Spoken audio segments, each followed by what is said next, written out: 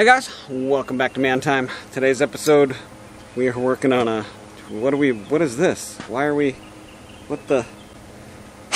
Alright, so we've got a Stihl 056 AVE torn apart. It's got the SEM ignition system. We've got to do some rewiring there. It's got bearings that are a little questionable, and I took this one to my local bearing shop. And stick around, we'll hear what they had to say. Welcome to Man Time.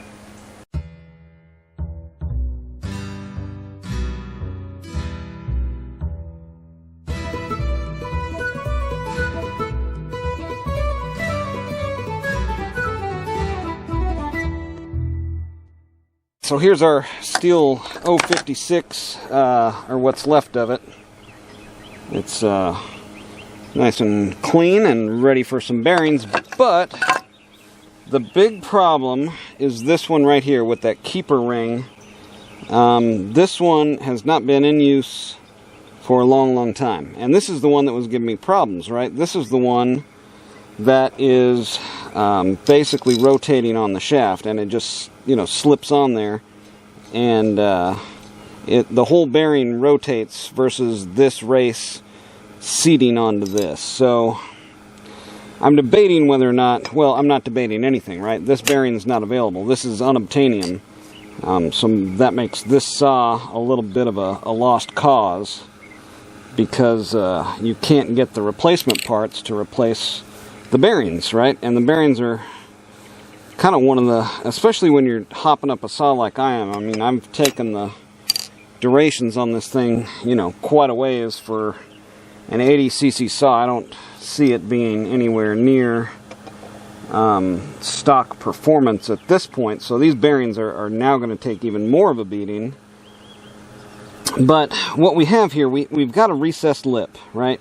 We've got a recessed lip here. We've got tolerance of a 0.5 millimeter aside. So I mean, there is zero tolerance on this thing. And I'm thinking that may be due to the seal part here, so you can actually get it together, you know, in a factory type of setting. So plan here is going to be to just reuse this bearing. There's no other options at this point. Searching eBay, searching kind of all over, searching a bearing store that specializes in bearings, and bearings for all types of things, like bearings for hydraulic cylinders, and bearings for the oil field, and bearings for factories that have all kinds of equipment. So this one here, this one, I don't know if you can hear that, but this one is crunchy. This one actually really did need to be replaced. But this is a standard bearing. So they had this one in the Nietzsche, is going to be 6004 to NSE9C3. So this is going to be a pretty standard one. And I can find one of these, like in similar to this one, without that ring, that's going to be, you know, a couple millimeters narrower. But then you've got the problem of trying to seal it. These seals here are not designed to hold back pressure. We'll actually, I'm going to leave one side on there just to kind of get a sense of what it is capable of. But then I'm going to replace the seal also with a seal that comes in this kit with the gas tank gasket, the crank seal gasket, and all that stuff. So let's get into it here. Where should we start? I guess looking at this, I'm going to have to start by getting the bearing back into here and getting this locking or retaining ring back onto it, and then I'll probably, let's see here, get this new bearing onto here by, I'm gonna do the, let's see, I should probably go do that now. I'm gonna go put this in the freezer, and then I'm gonna heat this up. Now this is one actually I could do in the kitchen. I could put, see, this has got a flat metal. I could put that in a hot plate, heat it up, put this in the freezer and then just take them apart and put them together right there in the kitchen, but you've got the grease in there that would be might be bad with the wife home, so I'm not going to do that. So I'll go put this in the freezer though, and then we'll get this bearing onto here, and then try to get this, let's see, how's that go, onto here, like that. And then, let's see, where's the seal on this side? The seal, so the seal here was actually inside of here, so I've got to get this seal seated on here. It was sitting, let's see here, like that. It was sitting like that, I think, inside of here. Yeah, that's how it was sitting. Like that, inside of there. So I'll get this seated in there, and then push the crank through with that already seated on there. I guess I could do it after. Yeah, I'll just do it after. If that makes sense to put a socket over there and drive it on. Yeah, I'll do it after. You really want as few complications as possible putting this together, and that may be why they've got the tolerance here of 1/2 between this and this bearing. And this bearing feels pretty good. I'm not concerned about this one. It's a little stiff right now. That's just because I blew it out with brake clean, and it's got a little bit of surface rust on there. But that'll clean right up.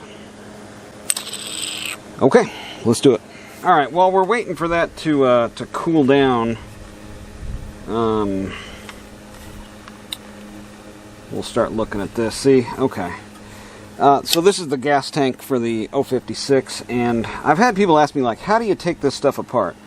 You know, you've got, if you're just tinkering like me, it doesn't really matter, right? I mean, you've got a chainsaw, it works. But if you're somebody, you know, who's like, I just got this crappy chainsaw, it's the only chainsaw I have, you know, how do you take this thing apart? I'm going to you to watch your video, and you don't exactly explain it or whatever. So I look for, like, parting lines, and parting lines are like right here, like this area here, and that separates this side from this side, and then there's a mating surface where they mate up together. And then so I go around and inspect, like, all the way around and look for screws or bolts. So there goes the compressor.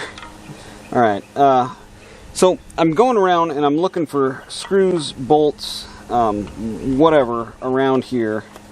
And I actually missed one there, and I was like, well, why isn't this thing coming apart? Well, I hadn't taken out enough nuts and bolts and screws. So when people ask me that, my typical response will probably be, well, just take out enough nuts and bolts and screws until you can get the thing apart.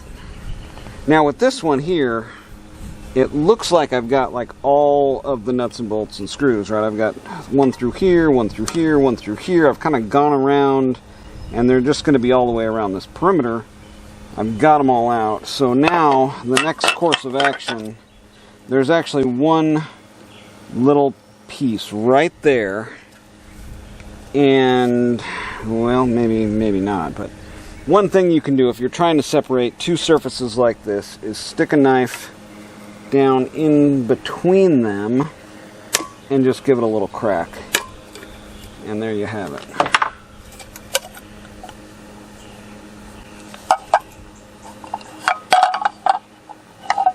Okay. Yeah, from here we can get our fuel line off of there, make sure it's tip-top.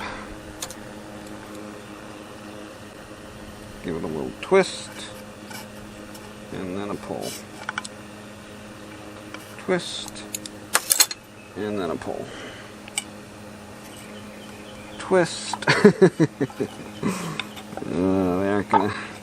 They aren't all gonna come so easy. Push. There we go. It's all good. Yeah, the problem with these older Stihl stuff is they're painted on the inside. Of course, this one had bad gas in it from the 70s, so I mean, it's going to take a little scrubbing to clean all this up before I put that new seal and put it back together, of course. That comes with the territory with a $40 saw, right?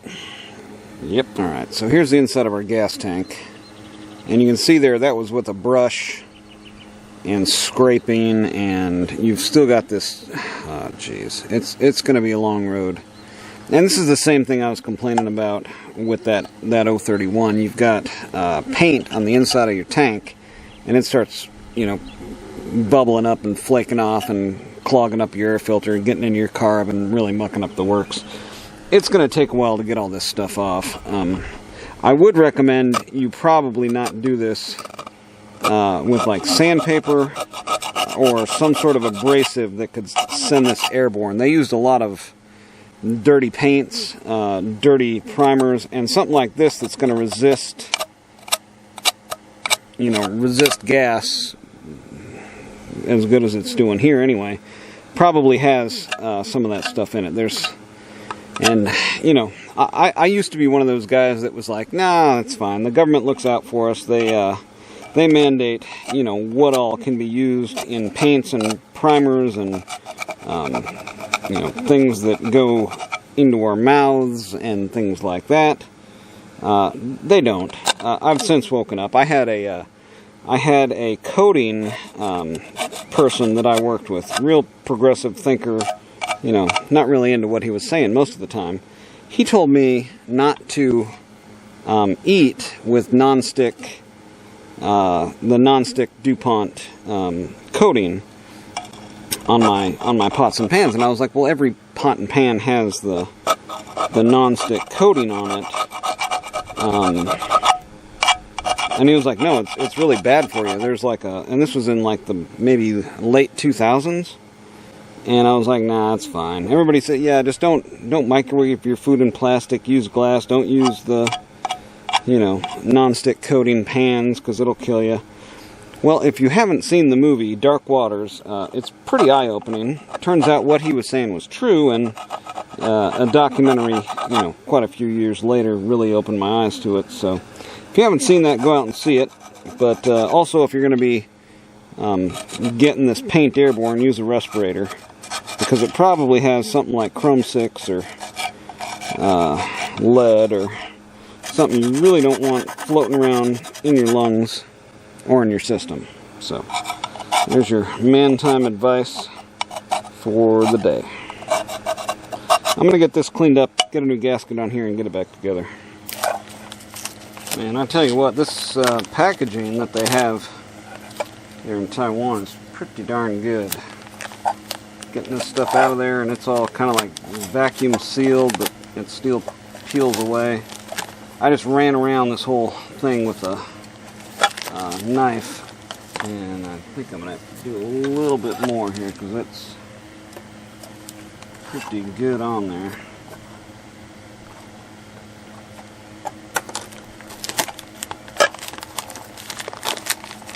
But yeah, speaking of that show, Dark Waters, and kind of what I was talking about there, I mean, I used to work for the DoD. I should have probably known better, but they talk about in that movie like the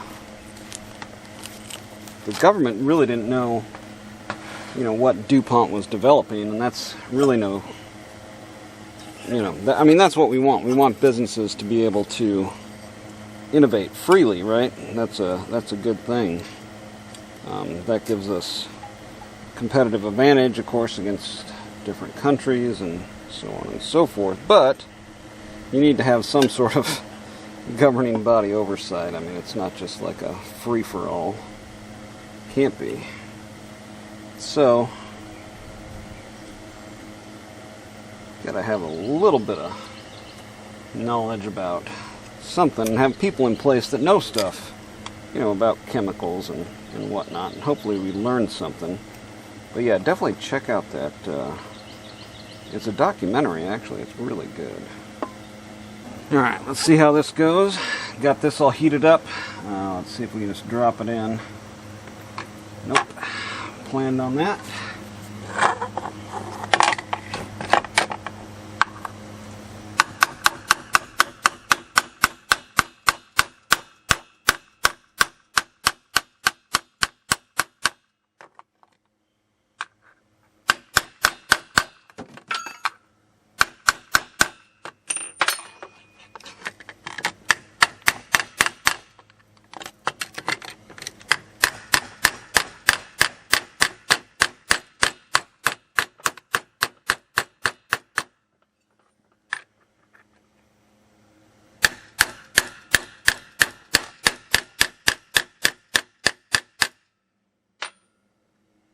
That's always fun. Okay, we got it. Hey, that bolt came out. That is a tight fit. If you don't think so, give that a shot. Okay, next trick we have up our sleeves is the bearing. Let's get that hot. That's the wrong one.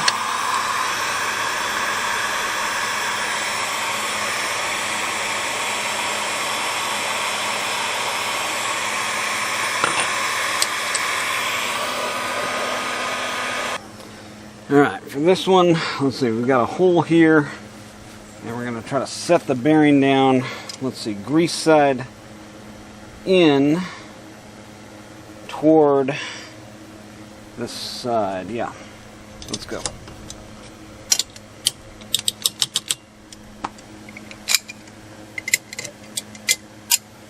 Yeah, I think that's seated. Yep. Good as it's going to get anyway.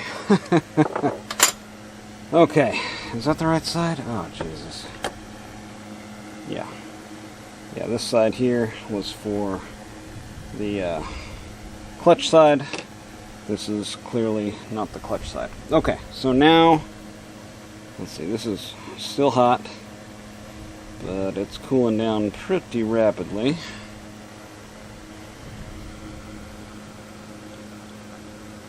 And now this is cold. I want this hot to set down on here. Yes. Okay. All right. Major fail or major accomplishment time. Oh, it's hot. I didn't bring any gloves either.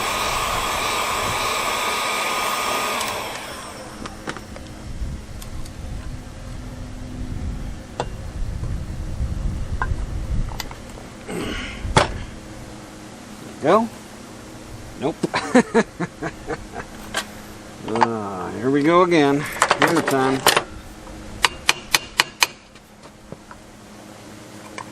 Go straight. No.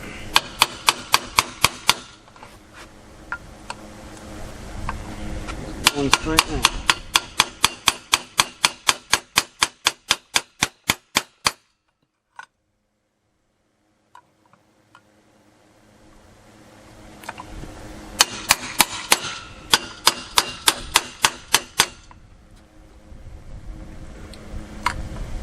There we go. Just that easy. It ain't always pretty, but guess what? It worked. So, is it wrong? This is one of the cases where I think the anaerobic gasket is going to shine. Not always the case. I actually think probably some of you picked up on it when I used it the last time. I did some research on it. It failed because I didn't really know how it worked. Or it may not have failed just because I don't know how it worked. So anaerobic gasket, like this 515 and the other Permatex type, they work when there's no oxygen, right? Now, you might be asking yourself, well, why isn't it hard right now? Well, I don't know. I don't make anaerobic gasket, but because this, by all rights, should be an airtight seal. Who knows? Who knows why it isn't set up right now? But what I'm going to do to try to seal this bearing against that shaft is just to put a bunch of this anaerobic gasket on there. It is gonna be an airtight seal.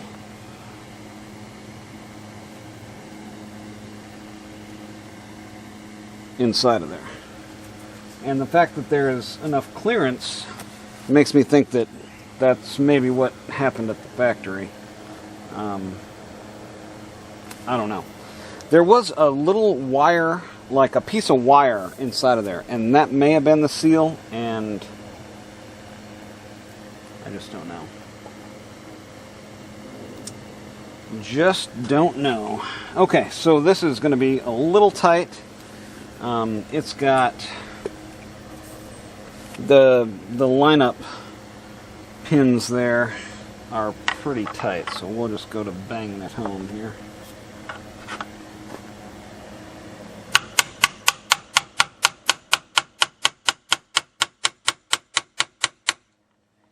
Making sure our gasket's going to line up. Let's just go ahead and get a couple screws in here.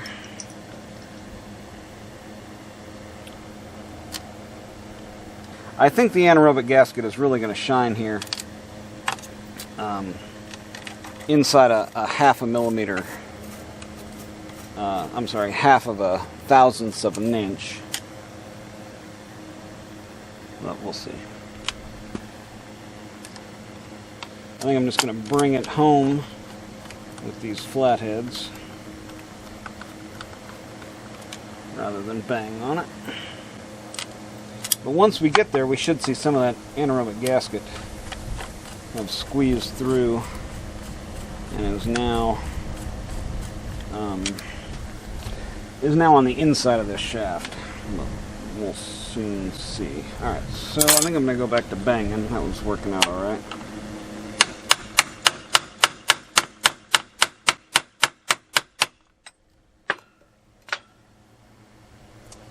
Closer.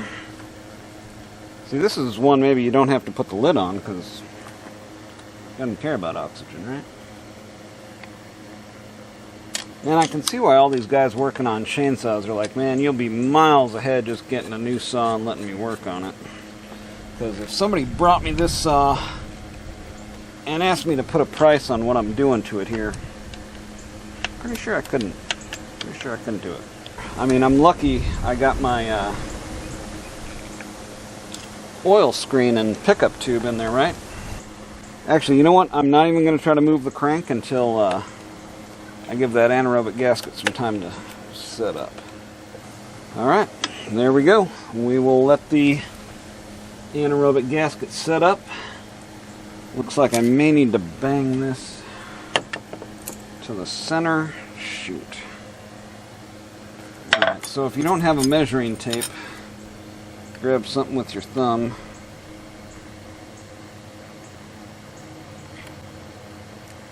And just kind of measure between one spot and another. Looks like it needs to go that way. Let's see.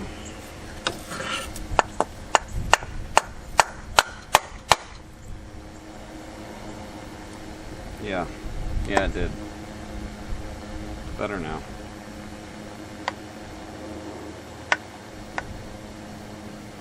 Yep, it was too close. It was too close to this side. Now we're lined up. Gap here, gap here. I guess you could take some feeler gauges.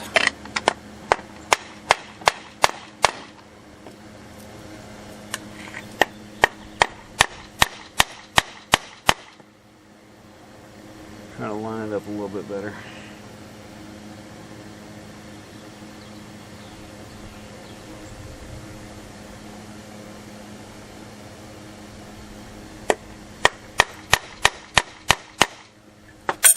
Man, this is a pain. Holy crap.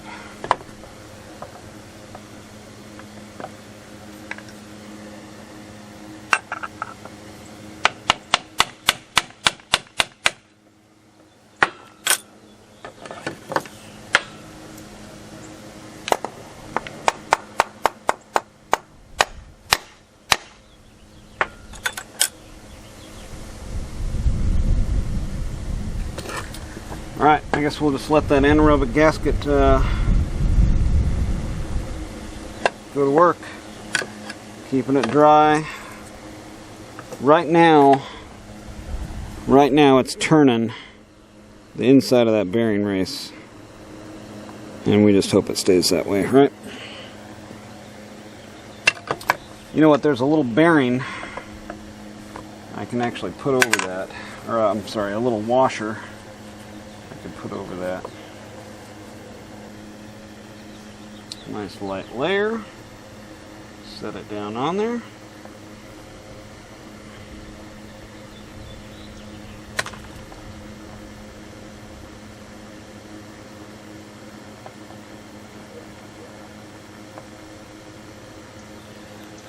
There we go. I think that's all we can do. Let it sit.